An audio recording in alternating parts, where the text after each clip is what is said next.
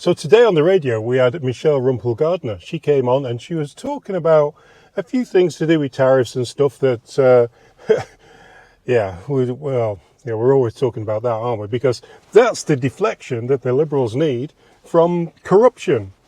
Tariffs or corruption. Let's talk tariffs. It's all you hear about on the CBC now, or Global News, or any news channel on the TV. It's all Trump, Trump, Trump, tariffs, tariffs, tariffs. It's not... look at the high-speed train that Laverland have got a contract for. You know, the company that was doing bad things not so long ago. And look at the Green Slush Fund. Oh, 400 million's just disappeared. No one cares anymore. No one cares about these. Well, people do care, but it's just not there anymore. Anyway, what was Gardner talking about? I'll tell you. She was on about what Carney is and isn't. He is definitely a do as I say, not do as I do person, right? So what happened just this week is he jetted from Ottawa into Toronto, jet plane. You know, he's the green guy. He's the guy who wants net zero. And here he is jetting into Toronto to hold a meeting with whoever he held a meeting with. I really don't care who he's talking to anymore now. And then instead of driving to Hamilton, where he met all them steelworkers, right? He flew to Hamilton Airport from Toronto. It's like an hour's drive on the 407. If that, 40 minutes drive. He chose to fly there to, not only to avoid traffic and to avoid any confrontation with citizens of Canada, because he just lives in his own little bubble, then he chose to fly. Mr. Green Energy Net Zero chooses to fly everywhere.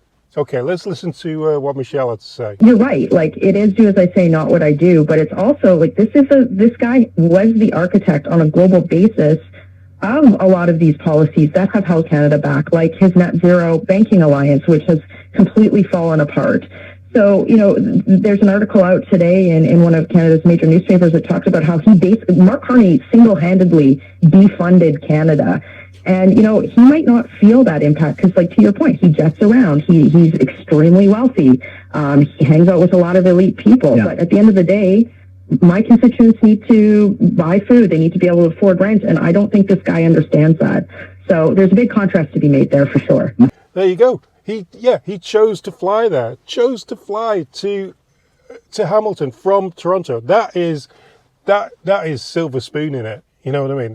That's ridiculous that he would choose to do that and then tell us and his friend Mark Holland, oh, don't you be doing any of these Sunday driving trips, or don't take a drive in your car. Oh no, don't do any of that. Good news, kids. You can take a summer fun time vacation where you're locked in a car for 10 consecutive days, nonstop with no bathroom breaks, and the Conservatives have a plan for you to have that summertime fun. And the cost? Give up the future of the planet. Right? Anyway, I thought I'd pass that on to you. Yeah, ridiculous, eh? Isn't it funny that all the people that they have in the MPs, the backbenchers, all people who've been voted to be Liberal MPs, not one of them for the Liberals is good enough to step up to the Prime Minister's role. Not one of them. They had to bring somebody who hasn't even been voted in. Somebody, sounds odd, somebody who nobody might not have heard about before. Only people who watch programs like this or are up to date with political stuff know who this guy is. But the rest of Canada, they probably don't know. And that's probably why they brought him in, because, they need to clear the decks of all the, scandals that are going down, because everybody has the fingers somewhere or have messed around or screwed something up.